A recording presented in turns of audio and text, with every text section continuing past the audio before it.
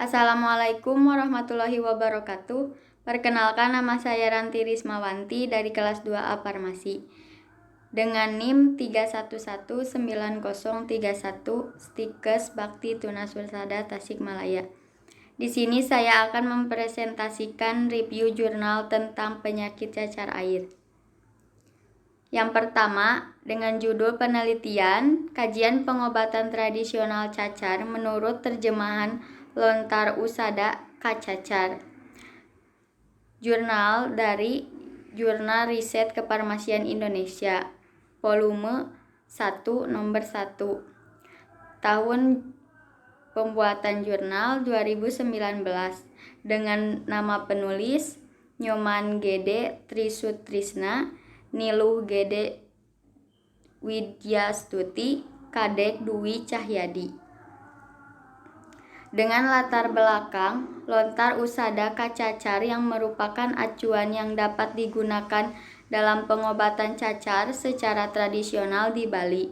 Namun, sedikit masyarakat yang dapat mengetahui pengobatan cacar yang terkandung dalam Usada Kacacar dikarenakan kurangnya kemampuan untuk membaca lontar yang menggunakan bahasa Sanskerta. Formulasi sediaan ini yaitu kakap atau sirih, lengkuas, gamongan, kencur. Hasil penelitian dari jurnal ini yaitu 75 jenis obat untuk gejala cacar yang disebutkan pada lontar, 107 jenis tumbuhan dengan 10 cara pengobatan formula, daun, rimpang, umbi, rimpang diparut, diperas, kemudian dipotong kecil-kecil. Evaluasinya, dari penelitian pada lontar usada kacacar yang dilakukan, dapat disimpulkan penggunaan obat pada lontar kacacar dengan cara disembur, dioleskan, ditempelkan, dimandikan, dibedakan, diminum, dimakan, dibubuhkan, ditambal, dan diteteskan. Jurnal yang kedua dengan judul penelitian aktivitas antimikroba ekstrak daun turi putih atau Sesbania grandiflora terhadap pertumbuhan Candida albicans dan Staphylococcus aureus. Jurnal ini dari Media Farmasi, volume 14 nomor 1, tahun 2018 dengan nama penulis Ester Ratnah Ayu Rahmani Rahim Hasrini Hasim.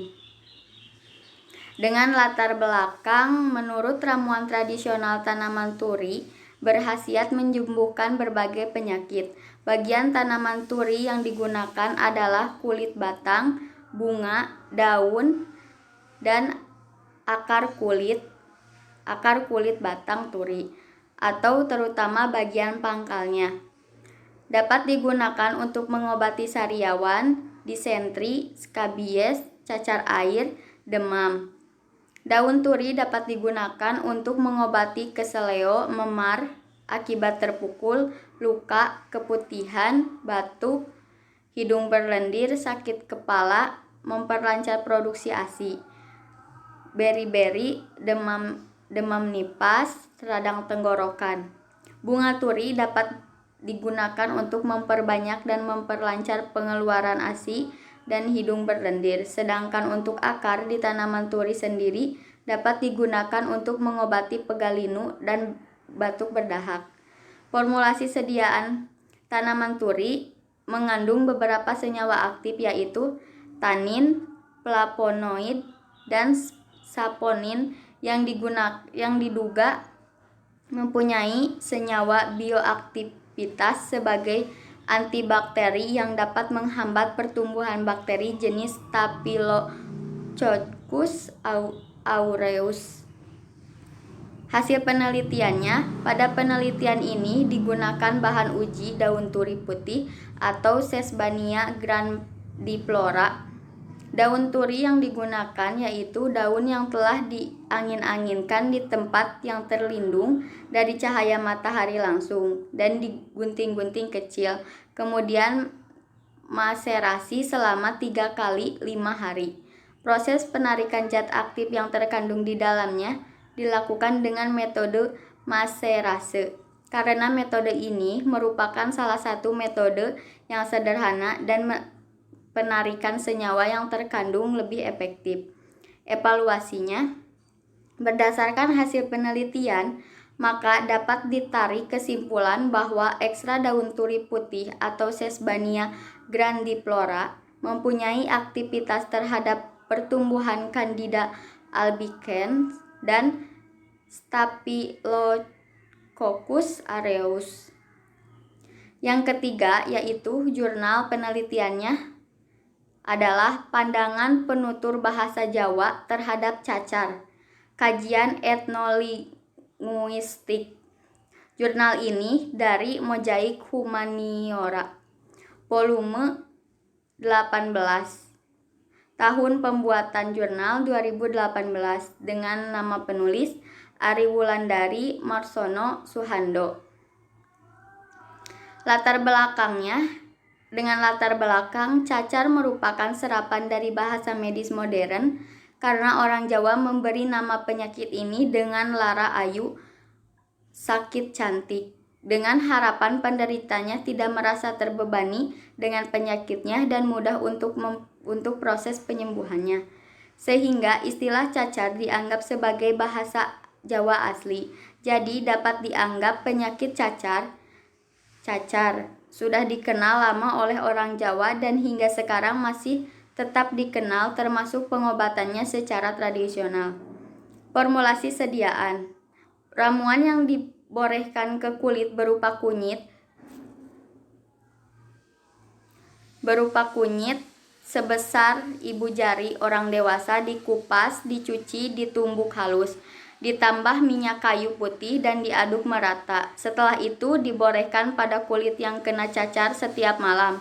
Ramuan yang diminum terdiri atas temulawak 5 ibu jari orang dewasa dikupas, dicuci bersih dan ditumbuk halus. Kencur 1 ibu jari orang dewasa dikupas, dicuci bersih dan ditumbuk halus. Asam jawa 1 buah dikupas, dibuang bijinya. Semua bahan dicampurkan diperas, setelah itu ditambahkan air hangat 200 ml dan gula batu secukupnya. Hasil penelitiannya adalah penyakit cacar termasuk salah satu penyakit fisik yang mudah terlihat oleh orang lain.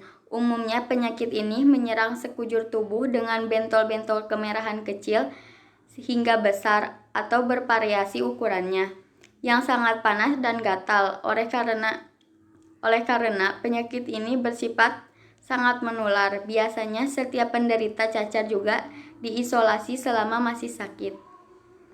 Evaluasi. Berdasarkan penelitian leksikon penyakit cacar dalam bahasa Jawa, terdapat sekurang-kurangnya 13 leksikon yang merujuk pada penyakit cacar, berupa LP dan LS. LP terdiri dari 1 leksikon yaitu cacar atau 0,7% dan LS terdiri dari 12 leksikon atau 92,3%.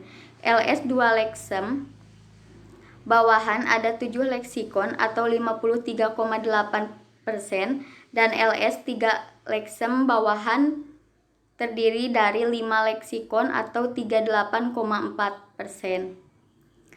Jurnal yang keempat dengan judul penelitian adalah Formulasi Sediaan Salep Ekstrak Etanol Daun Kelor atau Moringa oleifera Lam dan uji aktivitas antibakterinya terhadap bakteri Staphylococcus aureus. Jurnal ini yaitu dari Jurnal Ilmiah Farmasi Unsrat, volume 7 nomor 1, tahun pembuatan 2018 dengan nama penulis Fitriyanti Jumaati, Paulina F.Y. Yamleam, Widya Astuti Lolo. Dengan latar belakang, berdasarkan latar belakang tersebut diketahui bahwa daun kelor berpotensi sebagai antibakteri. Oleh karena itu, dalam penelitian ini akan dikembangkan lebih lanjut mengenai potensi ekstra daun kelor dengan memformulasikan dalam bentuk sediaan salep dan menguji aktivitas antibakterinya terhadap bakteri Staphylococcus aureus. Sediaan salep dipilih karena merupakan sediaan dengan konsistensi yang cocok untuk terapi kulit yang disebabkan oleh bakteri. Formulasi sediaan yaitu mengandung flavonoid, alkaloid, dan fenol yang mampu memberikan efek antibakteri. Penelitian ini bertujuan untuk memformulasikan sediaan salep ekstra daun kelor, menguji mutu sesuai persyaratan, dan menguji aktivitas antibakterinya terhadap bakteri Staphylococcus aureus dengan mengamati terbentuknya zona hambat konsentrasi 5%, 10%, dan 15%. Hasil penelitiannya adalah sediaan salep yang dilakukan uji mutu sediaan, yaitu uji organoleptik agar dapat mengetahui bentuk, warna, dan bau. Uji homogenitas dilakukan dengan tujuan untuk melihat bahan-bahan dari sediaan salep tercampur dan tersebar menjadi homogen. Uji pH dimaksudkan untuk mengetahui sifat dan salep dalam penggunaannya pada kulit. Evaluasi. Yang pertama, ekstra etanol daun kelor dapat diformulasikan sebagai sediaan salep antibakteri. Yang kedua, sediaan salep ekstra etanol daun kelor konsentrasi 5%, 10%, dan 15% memberikan efek antibakteri terhadap bakteri Staphylococcus aureus. Jurnal yang kelima yaitu dengan judul penelitian, formulasi, dan pengujian salep ekstra bonggol pisang Ambon atau Musa paradisiaca var patientum terhadap luka terbuka pada kulit tikus putih jantan Gallur Wistar atau Rattus norvegicus. Tahun pembuatan 2012. Dengan nama penulis Graceriani, Pongsipulung, Paulina F.Y., Vie, Yamlean, dan Yosbane. Dengan latar belakang, getah bonggol pisang Ambon mengandung tanin, flavonoid, dan saponin sebagai antibiotik dan perangsang pertumbuhan sel-sel baru pada luka. Salah satu untuk menyembuhkan berbagai macam penyakit merapatkan vagina, cacar air, telinga, dan tenggorokan bengkak. Formulasi sediaan adalah mengandung saponin, tanin, dan flavonoid. Berdasarkan hasil penelitian disimpulkan bahwa pembuatan salep bonggol pisang Ambon menghasilkan sediaan salep yang memenuhi syarat dan konsentrasi 10%, 15%, dan 20%, memberikan efek daya penyembuhan luka terbuka pada kulit tikus putih jantan. Evaluasinya dapat disimpulkan bahwa pembuatan formulasi salep ekstra bonggol pisang Ambon menggunakan basis salep berlemak, yaitu campuran paserin album atau dasar salep hidrokarbon, dan Acdeps planae atau dasar salep absorpsi, menghasilkan sediaan salep yang memenuhi syarat salep, yaitu uji homogenitas, uji organoleptik, dan uji pH. Sekian presentasi dari saya. Terima kasih. Maaf bila ada kesalahan. Wassalamualaikum warahmatullahi wabarakatuh.